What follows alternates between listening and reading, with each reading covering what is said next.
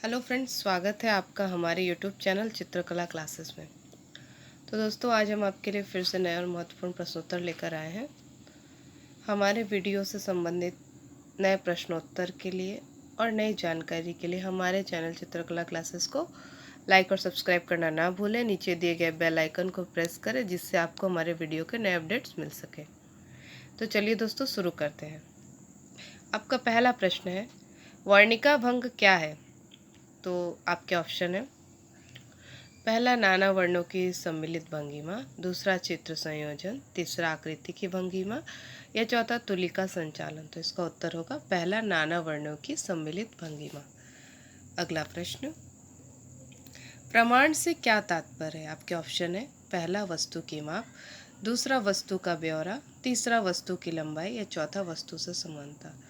तो इसका उत्तर होगा दूसरा वस्तु का ब्यौरा।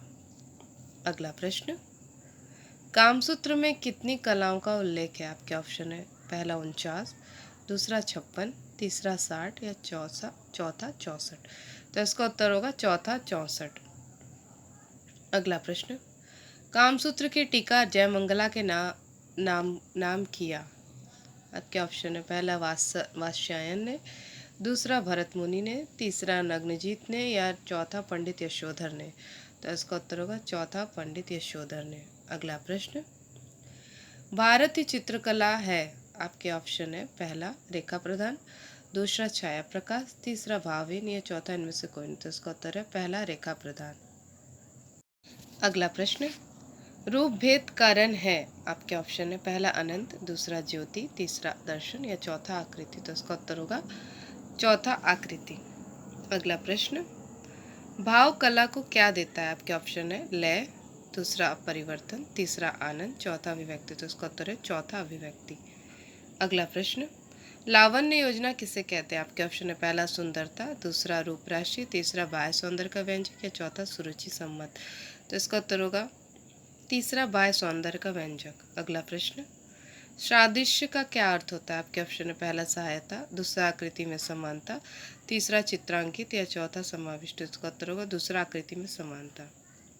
अगला प्रश्न, वर्णिका भंग क्या है? आपके ऑप्शन है, पहला विविध वर्णों की सम्मिलित भंगिमा, दूसरा साधना, तीसरा संयोजन या चौथा षड्ंग। तो इसका उत्तर होगा पहला विविध वर्णों की सम्मिलित भंगिमा। अगला प्रश्न, प्रमाण निर्धारण में ताल या इकाई क्या है? आपके ऑप्शन है, पहला ताल एक हाथ है, दूसरा ताल एक शरीर है, तीसरा ताल एक गर्दन है या चौथा ताल एक सिर है। तो इसका उत्तर होगा ताल एक सिर है, चौथा ताल एक सिर है।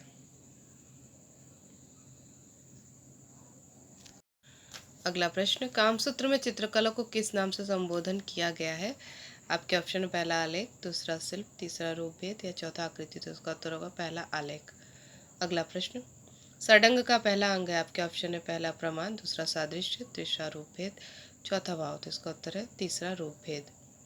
अगला प्रश्न, षडंग का सर्वप्रथम उल्लेख किसने किया था? आपके ऑप्शन है, पहला वात्स्यायन, दूसरा अवनींद्रनाथ ठाकुर, तीसरा यशोधर पंडित, चौथा भरत मुनि। तो इसका उत्तर है तीसरा यशोधर पंडित। अगला प्रश्न, कामसूत्र के अतिरिक्त किस प्राचीन ग्रंथ में कला का अंगों का विवेचन हुआ है? आपके ऑप्शन है, पहला कल्पसूत्र, दूसरा चित्रसूत्र, तीसरा सम्रांगण सूत्रधार या चौथा ललित विस्तार। तो इसका उत्तर है दूसरा चित्रसूत्र। अगला प्रश्न, कौन सा तत्व षडंग में नहीं है? आपके पहले ऑप्शन है, पहला प्रमाण, दूसरा अंतराल, तीसरा लावण्य, चौथा भाव। तो इसका उत्तर होगा दूसरा अंतराल। अगला प्रश्न, आदर्श मनुष्याकृति के लिए भारत में कौन सा ताल प्रमाण निर्देशित हुआ है? आपके ऑप्शन है, पहला सप्तताल, दूसरा अष्टताल, तीसरा नवताल या चौथा 16 ताल। तो इसका उत्तर है तीसरा नवताल। अगला प्रश्न, षडंग में अनुपात के लिए कौन सा शब्द प्रयुक्त हुआ है? आपके ऑप्शन है, पहला प्रमाण, दूसरा सादृश्य, तीसरा रूपभेद, चौथा सामंजस्य। तो इसका उत्तर है पहला प्रमाण। अगला प्रश्न, यशोधर पंडित ने षडंग का तीसरा अंग कौन सा बताया है? आपके ऑप्शन है, पहला रूपभेद, दूसरा वर्णिका भंग, तीसरा भाव या चौथा लावण्य। तो इसका उत्तर है तीसरा भाव।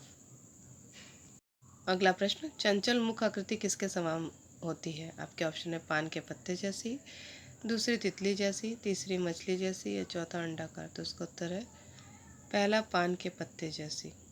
अगला प्रश्न, स्थिर मुख आकृति किसके समान होती है? आपके ऑप्शन है, पहला वृत्ताकार, दूसरा त्रिभुजाकार, तीसरा अंडाकार या चौथा कोणीय। तो इसका उत्तर है तीसरा अंडाकार। अगला प्रश्न, 16 ताल आकृति किसकी होती है? आपके ऑप्शन है, पहला वामन, दूसरा राक्षस, तीसरा देवता या चौथा मानव। तो इसका उत्तर है दूसरा राक्षस। अगला प्रश्न, प्रसन्न नेत्र किसके समान होते हैं? आपके ऑप्शन है, पहला मृगी, दूसरा कमलकली, तीसरा खंजन या चौथा परवल की आकृति। तो इसका उत्तर होगा तीसरा खंजन। अगला प्रश्न, लावण्य को मोती की तरलता के समान किसने बताया? आपके ऑप्शन है, पहला विश्वनाथ, दूसरा भरत, तीसरा रूप या चौथा विनोगुप्त। इसका उत्तर होगा तीसरा रूप। तो आज के लिए बस इतना ही दोस्तों। आने वाले समय में आपके लिए और भी महत्वपूर्ण प्रश्नोत्तर लेकर आएंगे। हमारे वीडियो को लाइक और सब्सक्राइब करें, हमारे चैनल को लाइक और सब्सक्राइब करें, ताकि हम आपके लिए और भी नए नए वीडियो बनाकर लेकर आएँ।